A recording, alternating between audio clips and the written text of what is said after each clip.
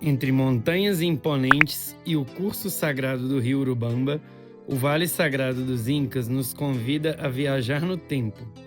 Neste cenário único do Peru, histórias milenares ganham vida em lugares como Ollantaytambo, com suas impressionantes construções incas, e as salineiras de Maras, onde o sal é extraído da mesma forma há séculos. Venha com a gente descobrir e se encantar com essas paisagens inesquecíveis do Vale Sagrado. O Centro Arqueológico de Chinchero é um importante sítio inca no Vale Sagrado. Conhecido por seus terraços agrícolas e muros de pedra, o local também abriga uma igreja colonial construída sobre antigas bases incas, simbolizando o encontro entre a cultura inca e a espanhola, em meio a belas paisagens andinas.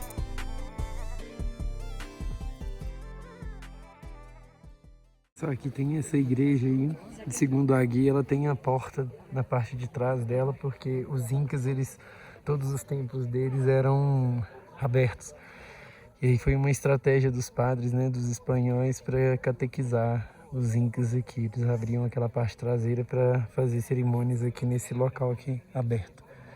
E esse arco também foi um local, segundo ele, onde teve uma casa, onde um filho do maior governador inca, né, morou por aqui.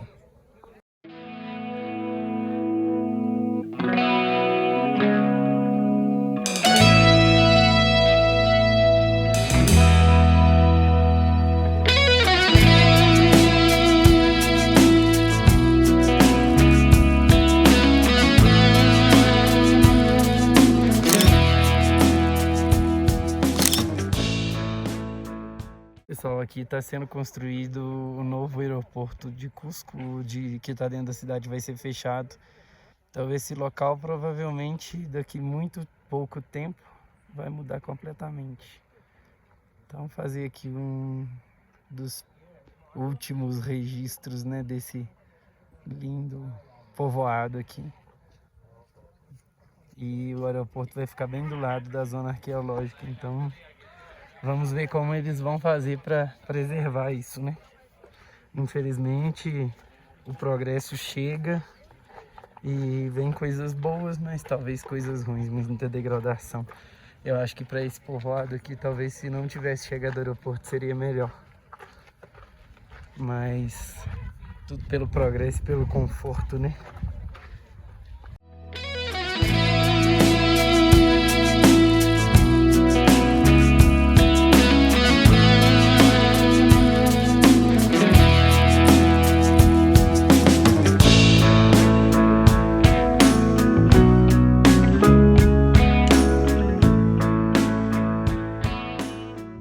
Pessoal, aqui a explicação da guia, né? Esse local aqui era um local de experimentos agrícolas e em cada nível desse aí se tinha uma temperatura específica.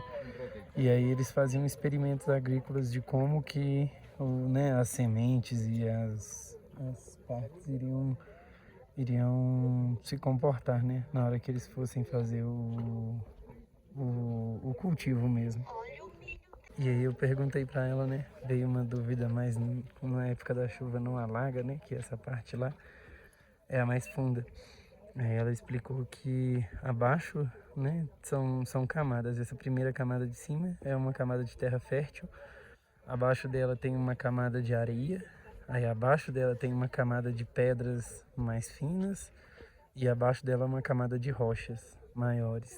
E isso tudo forma um sistema de drenagem que não deixa alagar.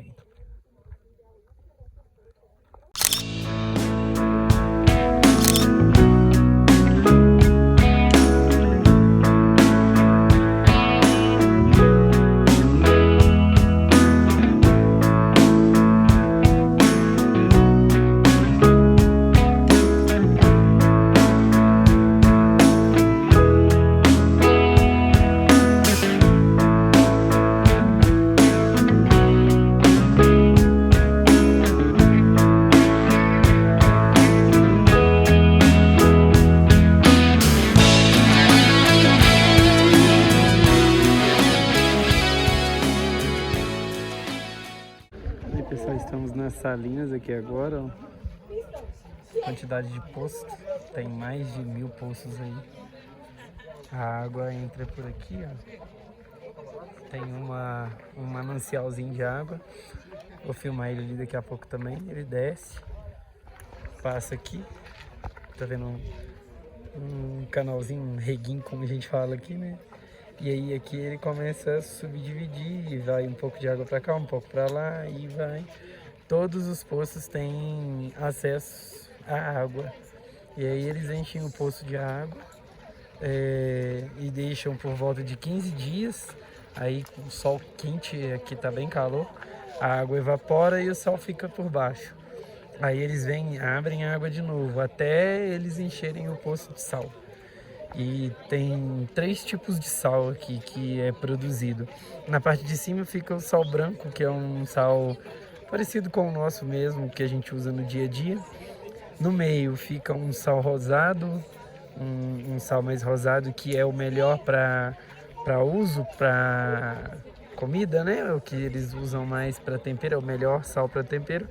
E por baixo, o sal que fica em contato com a terra é um sal que eles chamam de sal negro, um sal escuro, que ele não é próprio para consumo, mas é o mais caro, que eles falam que tem propriedades medicinais, são sais que são usados para banhos. E segundo a guia são os mais caros. Então tem esses 3 tipos de sal e é feito por decantação mesmo do sal, e a água vai evaporando e aí quando se enche de sal, né, eles retiram. E esses poços aqui, eles não podem ser vendidos, eles são herdados. Então cada poço desse tem um dono, né? Às vezes uma pessoa tem 2 ou 3 poços e eles são herdados. Então vamos supor que eu, né, fosse daqui da região e eu tenho um poço desse. E eu tenho, por exemplo, 2 poços e tenho 4 filhos. Então eu posso dividir um poço desse no meio, né? E dos 2 poços eu fazer 4 poços e aí dá um poço para cada filho. Então sempre aqui é herdado. E segundo a guia, essa região de Salinas aqui, ela existe desde a época dos pré-incas. Não dessa forma, né? Como é, mas já se extraía sal aqui. E aí com os incas e depois com o período colonial, eles foram fazendo, aprimorando e fazendo esses poços aí do jeito que tá aí agora. Aqui, pessoal, é a mina, né, da onde sai o sol. Ela sai de dentro do solo mesmo. Vou subir um pouco mais ali em cima para mostrar para vocês aqui. A gente vê que na saída da água ali tem bastante sal cristalizado ali também, tá vendo? E ela sai de dentro do terreno mesmo, que pra cima não tá descendo água. Aí ela passa por esse canal aqui, vou filmar ali na frente, ela começa a subdividir ali. Aí daqui pra baixo aqui, tá vendo? Esse canalzinho passa por aqui e ali ele já se subdivide em 2. Um vai pra lá, outro vem pra cá, outro vem aqui. E aqui se começa a subdividir para todos os poços ter acesso à água.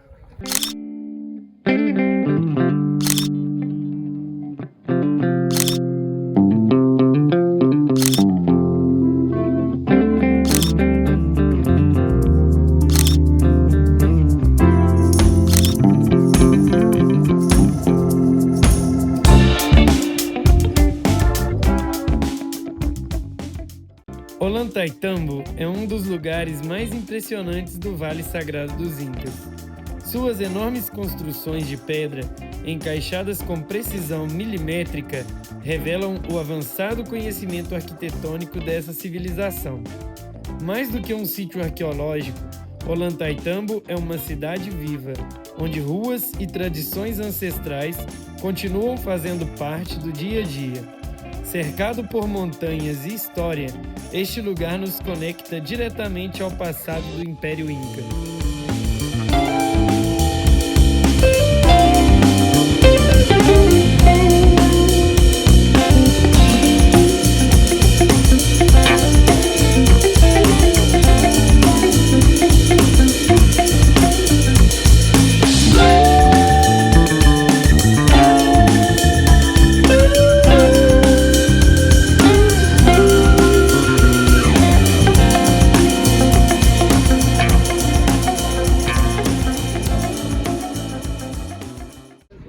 aqui, essa construção que tem na montanha de frente, era como se fosse um refrigerador.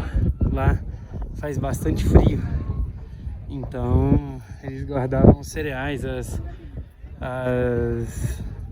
coisas que eles plantavam, né? E aqui era um observatório de tipo militar, né? Para proteger, uma pessoa ficava ali de guarda. E deixa eu encontrar na imagem aqui. Exatamente, cadê meu dedo? Aqui, ó. Tem uma imagem de um rosto.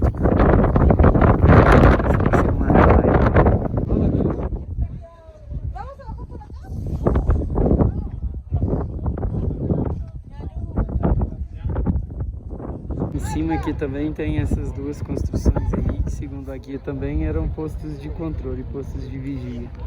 Tem uma outra construção também lá na frente ali, lá.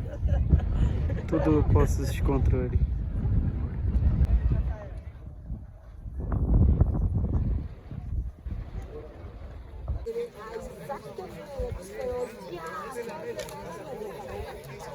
Segundo a guia que está acompanhando com a gente hoje, o local de onde saiu essas pedras daqui é lá do outro lado do vale. Segundo ela, os arqueólogos encontraram algumas dessas pedras lá embaixo no vale, que provavelmente foi quando teve a conquista dos espanhóis, eles estavam transportando a pedra e ela ficou lá embaixo. Então, segundo ela, eles vinham e aqui tinha essa rampa, e essa rampa ia até lá embaixo.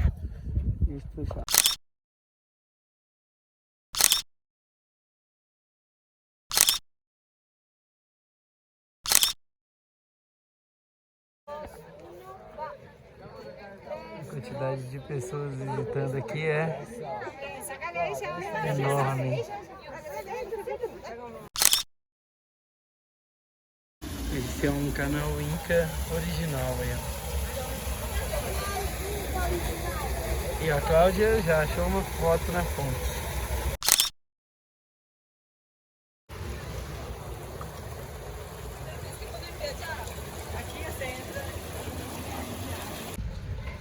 Pessoal, essas são as ruazinhas de Ollantaytambo.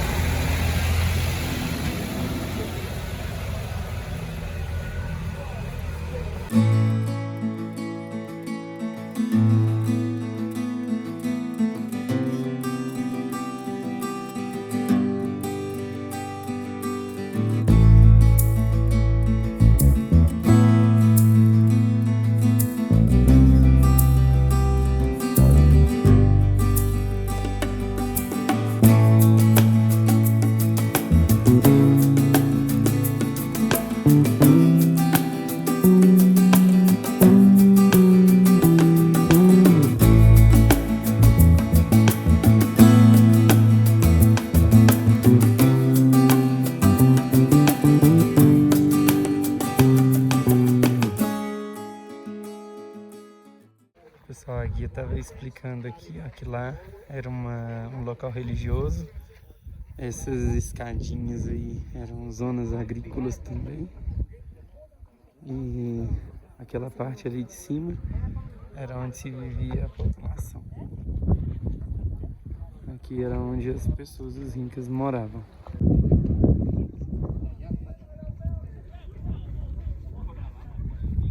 Pessoal, a guia vai explicar um pouco melhor, mas aqui tá bem pertinho para explicar para vocês aqui.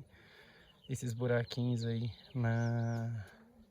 em toda a montanha são catacumbas, são locais onde os incas, né, enterravam as pessoas. Nessa montanha aqui, segundo a guia, tem mais de 2.000 dessas sepulturas aí.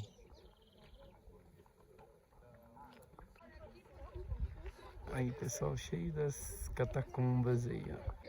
Pessoal, uma coisa que eu não tinha falado mais cedo, aqui é uma tradição em cima das casas, ter esses boizinhos em cima do telhado. Isso depois que a pessoa consegue fazer, né, construir a casa deles, se coloca. Antes eram colocados lhamas, antes da colonização espanhola, no período realmente dos incas, da cultura inca. Depois só se modificou, né? Ao invés de lhama, se coloca o touro, que significa força. Veio da cultura espanhola isso aí. E também, segundo eles, não se pode comprar, tem que se ganhar, e o genro precisa dar esse tourozinho. Aí já entra mais na cultura e na superstição mesmo, mas é comum aqui, pelo menos por enquanto. Mas a guia falou que isso vem se perdendo, como grande parte da cultura, né, vai se modificando. Então, cada vez que passa, menos pessoas seguem essa cultura de colocar esses boizinhos em cima das casas, em cima dos telhados.